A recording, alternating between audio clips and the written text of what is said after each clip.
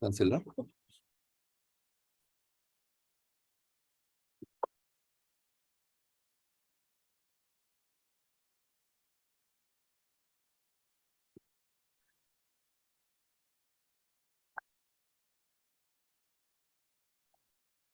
Doctor, en todo... Ya, se ve muy bien, doctor. Adelante, doctor Herrera. Sí, buenas noches. Disculpen la demora, pero parece que su sistema de alguna manera bloqueaba que yo pudiese, ya por fin me han resuelto el problema. Muy bien, muchas gracias a las PEFAM y a la Sociedad de Cirujanos Generales del Perú, a través de sus presidentes, por esta invitación para hablar sobre problemas perforativos en abdomen agudo. Voy a tratar dos temas que son la úlcera péptica perforada y luego vamos a hablar finalmente de la isquemia mesentérica aguda. El fin de esta presentación es que presente a todos ustedes cuáles son las características clínicas de la úlcera péptica perforada y después de lo que representa la isquemia mesentérica aguda. Vamos a señalar cuáles son los métodos diagnósticos preferentes para las dos situaciones y vamos a hacer un esquema del manejo inicial, básicamente, y también señalar, pues, describiendo el manejo definitivo, que es quirúrgico en ambos casos. Y por supuesto, revisar algo de los resultados y en qué se pueden afectar a través de nuestro desempeño clínico en el manejo de estas entidades. Comencemos por la úlcera péptica perforada, y esto es una complicación de la enfermedad ulcerosa péptica, que es un desbalance que se produce entre la secreción ácida en el estómago y la barrera mucosa, que es capaz de contenerla sin ningún problema, pero cuando suceden algunos problemas, pues no, comienzan procesos inflamatorios y finalmente ulcerativos.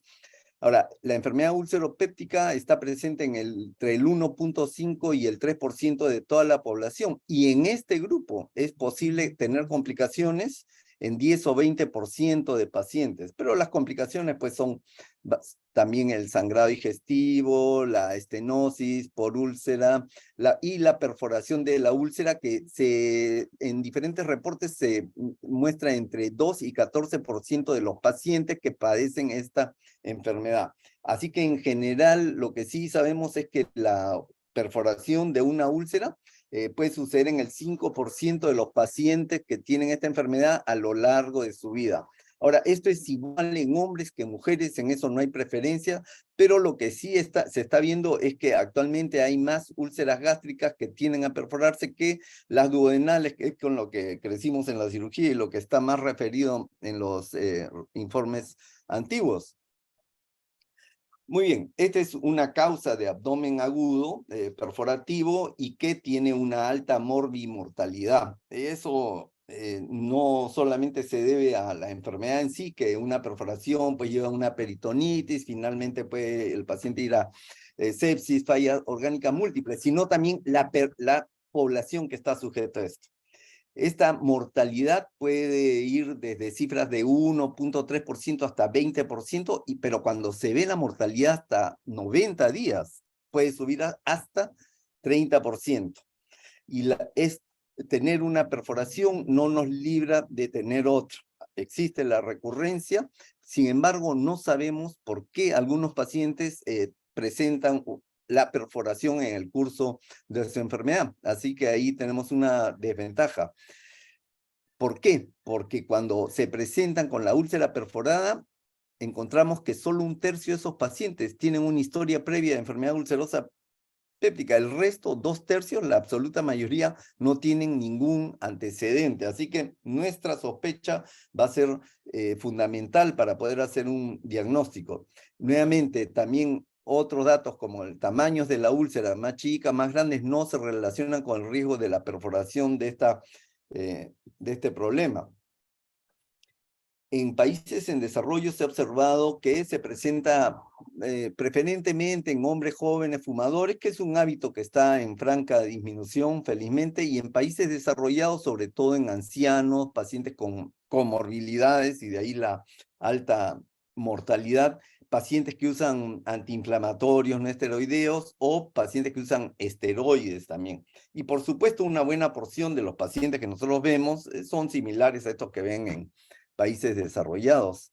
Cuando el paciente toma AINES, pues tiene un 2 hasta 4% de presentar una complicación digestiva, ya sea una hemorragia digestiva o una perforación de una úlcera péptica. Cuando se usan inhibidores de COX-2, hay una menor posibilidad de que suceda alguna de estas complicaciones de la enfermedad ulcerosa péptica. También sabemos que muchos de los pacientes, más de la mitad que tienen perforación, están asociados a la presencia de Helicobacter pylori. El tabaco es otro de los factores conocidos. El tabaco pues inhibe la secreción alcalina que se produce en el páncreas, altera la cicatrización, así que si hay una úlcera, pues esta va de mal en peor. Y también existen en algunos pacientes factores genéticos. Hay que descartar la presencia de síndrome de Zollinger-Ellison, que es una producción anormal de gastrina, y por supuesto el alcohol también tiene algo que ver en la producción de este cuadro. Bueno, vamos al cuadro clínico. El cuadro clínico del paciente con una perforación de úlcera péptica se caracteriza en la casi totalidad por la presencia de dolor epigástrico, con la característica de que súbitamente se produce un empeoramiento en la intensidad del dolor. Esto es en la casi totalidad de pacientes, es el signo que nos debe hacer sospechar en esta posibilidad. La mayoría de pacientes también tienen taquicardia cuando se les examina y tienen un abdomen en tabla muchas veces. La mayoría presenta distensión abdominal por el ilio, han presentado vómitos, unos cuantos tienen fiebre y pueden tener hipotensión si es que ya hay una alteración, una respuesta inflamatoria sistémica severa. Existe también un cuadro clínico en que los pacientes vienen con un síndrome fosa ilíaca derecha, presentan dolor epigástrico y luego dolor en la fosa ilíaca derecha. Y esto sucede cuando la perforación drena hacia el Morrison y este líquido va luego a lo largo del parieto cólico derecho hacia la fosa ilíaca derecha, y esto puede simular en algunos pocos casos una apendicitis aguda, y esto sucede de vez en cuando, así que hay que estar atento aún en esa situación y siempre considerar esa posibilidad. Ahora, cuando ya tenemos la sospecha clínica, que es lo más importante, cómo podemos llegar al diagnóstico, es importante saber que si sospechamos esto, una radiografía de tórax puede ser útil, porque hasta 75% de los pacientes van a mostrar la presencia de aire libre debajo del diafragma si le tomamos una radiografía de tórax. La tomografía, por supuesto, tiene una certeza mayor, pero no está disponible en todos sitios. Llega casi al 100% de certeza diagnóstica, y algunos intentan también radiografías con el uso de contrastes por vía oral. Sin embargo, 40% son negativas. En muchos casos a veces se bloquea la úlcera perforada o no hay salida por algún otro motivo. Y acá, por favor, una llamada muy fuerte: si es que ustedes deciden de que es necesario un examen de este tipo, jamás usar soluciones varitadas. Si es que ustedes sospechan una perforación, siempre usar contraste hidrosoluble, si no el paciente va a agravar sus problemas por la salida de bario de la cavidad peritoneal. En cuanto a los exámenes de laboratorio, característicamente hay leucocitosis y la proteína C reactiva está elevada. Muchos pacientes presentan también elevación de la urea, creatinina, está asociada a una fuerte deshidratación, acidosis metabólica, y en el cuadro clínico se puede observar también una respuesta inflamatoria sistémica. En los pacientes en quienes hay antecedentes de úlcera péptica o que tiene un cuadro sospechoso de un Zollinger-Ellison, hay que hacer una gastrina sérica para poder llegar a ese diagnóstico. Cuando tienen ya la sospecha clínica, tienen algún examen que apoya su sospecha de perforación de una úlcera péptica, hay que iniciar el manejo para poder solucionar el problema del paciente. Básicamente, entonces, él tendrá que ser rehidratado, hay que establecer una sonda nasogástrica y aspirarla, dejar el estómago vacío, evitar de que más secreción siga pasando o más contenido gástrico con secreción gástrica siga pasando a la cavidad abdominal. Se inician antibióticos de amplio espectro, siempre cubriendo gram negativos y anaerobios, como en las instancias anteriores que hemos visto. Y por supuesto, iniciamos el uso de inhibidor de bombas de protones por vía endovenosa. Existe la posibilidad de realizar el manejo no operatorio. Este es un manejo establecido por el doctor Herman Taylor, un cirujano londinense de la primera mitad del siglo pasado. Él notó de que muchos pacientes se bloqueaban, entre 40 y 80% bloqueaban la perforación y podían ser manejados. En su época se comprobó de que había igual morbimortalidad. Acuérdense que en esa época la anestesia no era tan buena, la disponibilidad de antibióticos y de otros medios de ayuda terapéutica para los pacientes no era lo mismo. Y era preferentemente usado si el paciente tenía pues una radiografía con el uso de contraste que era negativo, o sea, ya había un bloqueo de alguna manera y podría controlarse la peritonitis. Muy bien, si uno establece este manejo conservador, hay que reevaluar continuamente al paciente para confirmar si es que empeora o no. Esto también debe ser visto desde el punto de vista laboratorial, con el control de los leucocitos, de la proteína C reactiva actualmente. El éxito es alto, más de la mitad de los pacientes pueden ser controlados con este manejo conservador y la mortalidad puede ser similar a la mortalidad operatoria. O menos, como en algunos reportes, ¿no? Mortalidades de 3% en algunos reportes y en la quirúrgica hasta 6%, pero no son probablemente exactamente los mismos pacientes. ¿Cuál es la desventaja? Es que pueden haber pues algunas fallas diagnósticas, pueden haber tumores perforados también en este grupo, y si es que fracasa, o sea que si el paciente no responde y tiene que ir a una cirugía en peores condiciones, pues puede aumentar la mortalidad en estos casos para un paciente en particular. Y recuerden que muchos de estos pacientes, como ya hemos visto, son pacientes de edad que tienen algún tipo de medicación por diversas comorbilidades. Y son justo esos pacientes, por ejemplo, pacientes renales, pacientes con enfermedades neurológicas, los que están incluidos en el grupo de mayor mortalidad. Finalmente, el manejo es quirúrgico y lo que hay que hacer es pues, bloquear esa perforación. Para esto se requiere pues una exploración y el cierre de la perforación. En algunos casos, cuando la perforación es de un tamaño bastante grande, se requiere bloquear esta con el uso del epiplon mayor y eventualmente, sobre todo antes, se realizaba una vagotomía o gastrectomía como tratamiento complementario. Sin embargo, actualmente pues con el uso de inhibidor de bombas de protones, pues esto no es necesario en la mayoría de casos. Como ustedes ven, acá en la imagen tenemos la presencia de secreción purulenta en toda la cavidad, y ahí vemos la imagen de una perforación duodenal, las paredes están edematosas, engrosadas, rígidas, y el cirujano puede realizar una sutura de la perforación, o si es que cree que hay mucha tensión o la perforación es de gran tamaño, realizar un parche de Graham, es decir, colocar el aumento en la perforación para lograr impermeabilizar esta. Y esas son las maniobras pues, que se pueden hacer a través de la laparoscopía y resolver el problema para el paciente. Muy bien.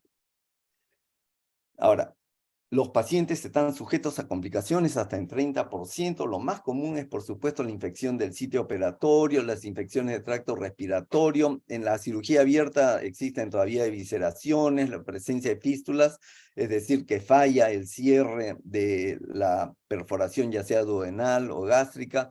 Recurren con abscesos residuales o peritonitis. A largo pueden cursar con hilio prolongado y necesitar manejo nutricional, parenteral, etcétera. Y por supuesto, a largo plazo, la presencia de hernias no está, se produce en una regular cantidad, si es que tienen pues cirugía de tipo abierta. La mortalidad, como ya señalamos, puede llegar hasta 20%. Remarco que hay un grupo de pacientes con comorbilidades que son el blanco pues de esta severa infección. Pero no veamos solo el primer mes, sino que muchos de estos pacientes siguen pagando las consecuencias aún hasta el tercer mes. Así que ahí la importancia de hacer un diagnóstico temprano y tratar para darles una mejor oportunidad. ¿Cuáles son los factores de riesgo para estar en este grupo malo? Pues tener una presión arterial menor de 100 milímetros de mercurio, ¿no? Hipotensión, ser mayor de 60 años, el sexo femenino, la presencia de acidosis y el largo tiempo de evolución, así como la presencia de insuficiencia renal aguda en el curso de la evolución y el tabaquismo, que es pues uno de los factores ominosos para muchas patologías quirúrgicas. Así que de ahí la importancia de un diagnóstico temprano basado en la sospecha clínica, usando algunos recursos diagnósticos, algunos simples, y la instalación del manejo inicial, que básicamente es la hidratación, el drenaje gástrico y el uso de antibióticos mientras el paciente va al manejo definitivo, que es la cirugía. Muy bien, con esto pasamos al segundo tema, que es la isquemia mesentérica aguda. Esto es a veces un hallazgo, hasta en 2.1% de laparotomías exploradoras encontramos esto como sorpresa. Es la causa del 1% de abdomen agudo, pero es una enfermedad muy severa y es la causa de un pequeño número de hospitalizaciones, pero con mal pronóstico. El riesgo de sufrir una isquemia mesentérica aguda incrementa con la edad y se ve con más frecuencia, por supuesto, en mayores de 60 años, pero nadie está excluido. Lo interesante o lamentable es ver que a mediados del siglo pasado, el 5.7% de mayores de 60 podían tener este problema, pero a eso ha aumentado ahora que hay mayor sobrevida y una mejor expectativa de vida. Pero el estilo de vida cambiante también determina que estemos sujetos a una mayor incidencia de esta enfermedad. La mortalidad es altísima, puede llegar de 50 hasta 100%, dada la severidad de las consecuencias de la isquemia del tracto digestivo. Ahora, ¿qué es la isquemia mesentérica aguda? Pues es una perfusión que no satisface las demandas. Puede ser tanto de origen arterial como venoso. Así que el intestino no logra cumplir su misión y este flujo mesentérico, que es como 15 o 20% del gasto cardíaco cuando están en ayunas y sube hasta 35% en el postprandial, se ve severamente afectado. Dependiendo de los tres troncos principales, el tronco celíaco, la arteria mesentérica superior y la mesentérica inferior, pero la mayor parte de problemas que vamos a ver va a ser en la mesentérica superior, que tiene un nacimiento de unos 45 grados de la aorta y que es la que está sujeta a mayor problemas vasculares como embolias y trombosis. Hay por supuesto, una versión crónica, ¿no? La angina mesentérica de esta enfermedad, y logran compensarse hasta obstrucciones de 70% se logran compensar progresivamente, ya que tenemos troncos celíacos permeables, mesentéricas inferiores, existen anastomosis entre los sistemas. Pero cuando es la mesentérica superior, pues ahí sí vienen los problemas. El hecho es que el intestino, el tubo digestivo no tolera más de 12 horas con una marcada o severa disminución del flujo. Y cuando se ocluye esta completamente, la isquemia, o sea, la pérdida del intestino, se produce en pocas horas, en 6 horas, y ese número lo vamos a remarcar, porque ese es el corto tiempo que tenemos para llegar al paciente a una solución definitiva. Las causas son 4 principalmente. La primera que señalaremos es la embolia arterial, presente según diversas áreas, entre el 30 y 50% de los casos que se encuentran. Se produce en la arteria mesentérica superior y generalmente la embolia es distal a la primera rama, que es la cólica media. Así que, ¿qué va a afectar? Pues va a afectar el Y1 y la primera porción del colon, el ascendente, el ciego y el ascendente. Esto se ve sobre todo en pacientes con fibrilación auricular, con infartos recientes o que tienen aneurismas ventriculares consecuentes a infartos o enfermedad valvular reumática. El resultado es que encontramos un intestino completamente isquémico, inviable en muchas veces si es que el diagnóstico es tardío, que lamentablemente pues es lo común en áreas como la nuestra.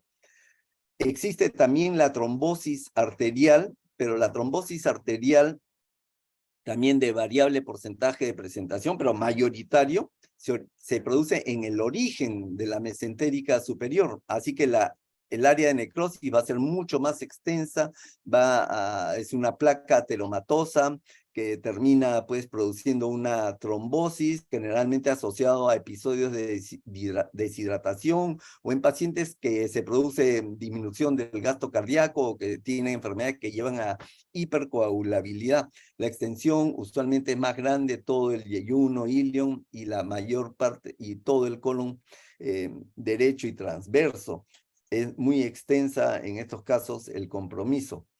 Otra de las causas es la trombosis de la vena mesentérica superior en un menor porcentaje. Se da también asociada a la presencia de hipercoagulabilidad, tumores malignos, en síndrome antifosfolipídico o cuando se usan hormonas. Es más frecuente en hombres, pero esto es diferente, tiene un mayor tiempo de evolución, toma más horas en instalarse porque la obstrucción es venosa y tiene una mortalidad que llega hasta 32%, o sea, es menor. Acá tenemos mucho más oportunidad de hacer un diagnóstico oportuno y un mejor tratamiento. El intestino, como ustedes ven, es totalmente distinto. Este es un intestino que es muy, muy congestivo. Porque la obstrucción es venosa y toma más tiempo producir la isquemia, así que muchas veces podemos intentar un rescate con un manejo médico y quirúrgico. Finalmente, tenemos isquemias no oclusivas, que son hasta 20% de las isquemias mesentéricas agudas. Se presenta en pacientes con falla circulatoria, que tienen vasoconstricción mesentérica, secundarias a hipovolemia o al uso de vasoconstrictores en las unidades de cuidados intensivos, porque el paciente está ahí por infarto, por insuficiencias cardíacas, enfermedades renales, hepáticas, o en pacientes que están padeciendo de un síndrome compartimental abdominal o que han sido sometidos a cirugía cardíaca o aórtica. Y característicamente vamos a ver que la isquemia se presenta en diversos sectores alternados del intestino delgado. Así que esos son los cuadros que pueden llevar a esta isquémica mesentérica aguda. Muy bien, entonces sabemos que esto es frecuente, sobre todo en adultos mayores. La característica, y esto es lo importante anotar, es un dolor abdominal intenso de inicio brusco. Esto es lo que representa la isquemia y eso es lo que nos debe hacer sospechar en este cuadro. Como debido a la isquemia se producen reflejos de tipo peritoneal como náuseas, vómitos persistentes, a veces diarrea, y cuando examinamos al paciente, pues el abdomen no es peritoneal, es blando, a veces ni se ha distendido, aún puede cursar con una disminución temporal de síntomas, pero el dolor siempre vuelve a ser muy intenso, requiere anormalmente analgésicos, un intenso uso de analgésicos, así que ahí sospechar. Posteriormente, cuando ya está instalada la isquemia, el paciente pues presentará signos peritoneales, hipotensión y hasta sangrado por vía rectal.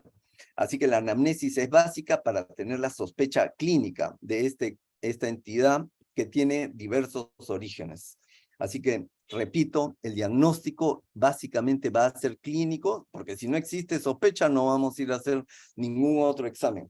Y lo importante es que la viabilidad del intestino y consecuentemente la mortalidad está en relación al tiempo de evolución y consecuentemente al tiempo que nos demore hacer el diagnóstico. Así que siempre sospecharlo en un dolor que llama la atención y sobre todo si hay un abdomen blando. El paciente presentará en los exámenes de laboratorio hemoconcentración, leucocitosis severa mayor de 15.000, elevación de la hidrogenasa láctica, de la TGP, amilasas y el dímero D. No existe por el momento un biomarcador que nos asegure el diagnóstico preciso, inmediato de la enfermedad, y el patrón de oro actualmente para el diagnóstico imagenológico es la angiografía por TEM, que puede mostrar claramente la obstrucción de la arteria mesentérica superior, como vemos acá en este corte sagital, o en este corte axial, como podemos ver la presencia de un émbolo o trombo. Así que eso sería lo ideal de poder hacer, pero la sospecha clínica es lo básico. 2 minutos, doctor Herrera.